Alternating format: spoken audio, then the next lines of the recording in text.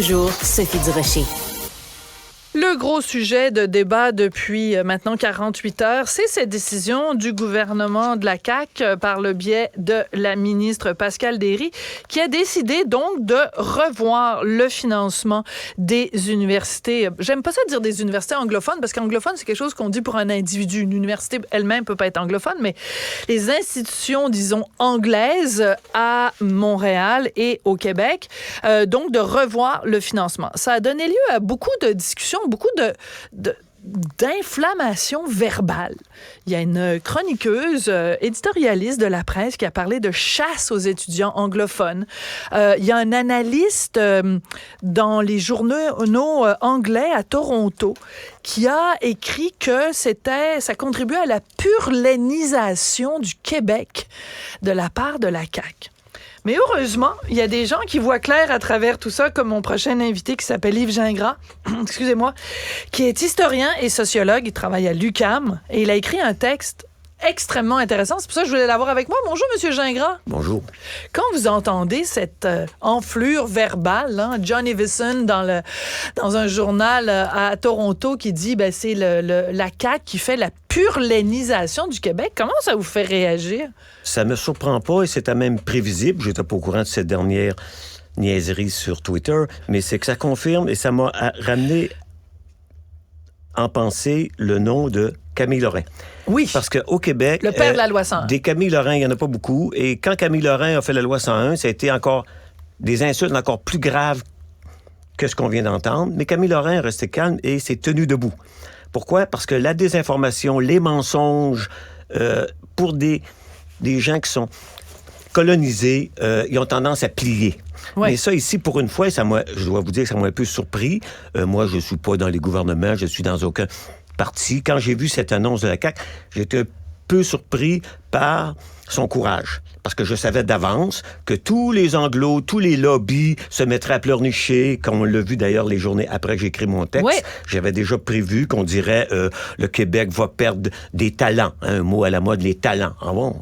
Comme si les talents étaient anglophones. Les gens, on va se fermer sur nous-mêmes. Toute cette rhétorique-là est connue depuis longtemps. Et j'ai dit au gouvernement, j'espère que dans votre gouvernement, il y a des gens qui pensent à Camille Lorrain et qui vont dire, ce qu'on vient de faire là, c'est simplement le statu quo hanté que les gens ignorent parce qu'ils ne travaillent pas sur le système universitaire, c'est compréhensible, mais il faut leur rappeler qu'avant 2019, que M. Couillard a donné sur un plateau d'argent tout cet argent-là aux universités anglophones, alors que jusque-là, on n'en parlait pas parce que c'est accepté par tous les recteurs. Les recteurs francophones qui, bien sûr, ne parlent pas, parce que dans le petit club du BCI, qui est l'ancienne Crépuc, on est bien élevé. Hein, on ne critique pas nos collègues. Non. Okay? Alors, donc, comment ça, c'était avant? Parce que statu quo ante, ça veut dire l'état des choses avant. Donc, avant, il y avait une répartition juste, une sorte de redistribution des fonds entre les universités francophones et anglophones. Monsieur Couillard est arrivé, il a changé tout ça. Exactement. Alors, dans votre lettre, quand vous dites votre lettre, c'est que vous avez écrit une lettre dans la presse où moi, j'ai noté 5 excellents arguments de votre part. Alors, vous dites, par exemple, donc, évidemment, que ça, on retourne à ce qu'il y avait avant. Mais vous dites aussi quelque chose de très important. Vous dites qu'on va faire en sorte que les revenus générés par les étudiants étrangers profitent à l'ensemble des universités québécoises. Ça me paraît une évidence. Pourquoi il y aurait seulement les universités anglophones qui bénéficieraient de cette manne que sont et les étudiants étrangers et les étudiants du reste du Canada? Oui, parce qu'effectivement, un des messages, vous l'avez vu, c'est que je prétends que le gouvernement doit considérer le système universitaire québécois comme un système cohérent et unique. Il faut savoir que jusqu'à l'année dernière ou à peu près, pour emprunter des livres dans d'autres bibliothèques au Québec, il fallait une carte spéciale donnée par la Crépuc qu'on renouvelait à chaque année. Heureusement, maintenant, tout Québécois inscrit à l'université prend sa carte et peut emprunter des livres dans toutes les bibliothèques du Québec. Ça me paraît plus évident. Ça a pris peut-être une vingtaine d'années. Et la prochaine étape, c'est de dire que les abonnements aux revues, dont certaines universités plus riches sont abonnés à des revues électroniques que d'autres universités n'ont pas, je n'y ai pas accès parce que je suis à l'UQAM. Donc, il faut que je demande à mon ami de l'UDM de prendre son code de l'UDM. Or, tout cet argent-là, essentiellement, il faut aller vite, vient essentiellement des poches des québécois. Donc, le système avant disait, oui, c'est correct qu'il y ait des étudiants étrangers, il y en a à Laval, il y en a... Toutes les universités francophones en reçoivent aussi. Hein. Oui, faut faire mais attention. pas dans la même quantité, non, bien et sûr. donc, quand on dit qu'on leur enlève de l'argent, non, on prend tout cet argent-là et des universités francophones et des universités anglophones, on les met dans un pot, et maintenant, il faudra suivre attentivement les critères de redistribution, parce qu'il ne faudrait pas que, en se vantant d'équilibrer, par la porte d'en arrière, on redonne de façon privilégiée à ceux qui l'ont eu avant. Oui, tout à fait. Vous avez tout à fait raison. Le diable est dans les détails. Le diable est dans les détails. Donc, mais c'est important de revenir ça. Ce qui est le plus important, selon moi, c'est que l'État québécois, je vais le lire comme vous l'avez écrit, l'État n'a pas vocation à subventionner des étudiants qui viennent au Québec bénéficier d'un rabais substantiel de leur droit de scolarité pour ensuite retourner aux États-Unis et dans le rock. Ça, pour moi, c'est votre argument massu, M. Gingras. En effet, moi, là, comme contribuable qui paye mes impôts, pourquoi je financerais quelqu'un qui se dit « Hey, wow! Hey, ça coûte donc bien pas cher au Québec. Je vais aller étudier là à rabais. Après, je vais aller retourner chez nous aux États-Unis ou à Hong Kong ou à Calgary, puis ça va être subventionné par les étudiants. Je ne comprends pas que cet argument-là ne soit pas plus percutant auprès de vos ennemis, en fait. Je pense que vos adversaires. La raison derrière ça, c'est l'idéologie que les universités sont un marché. Il y a même des recteurs qui défendent ça. C'est un marché compétitif. Donc, l'université A contre l'université B contre l'université C, d'où le fait qu'à HEC, qui, rappelons-le, a été créé en 1907, pour qu'il y ait une formation francophone des gens qui deviennent des hommes et des femmes d'affaires.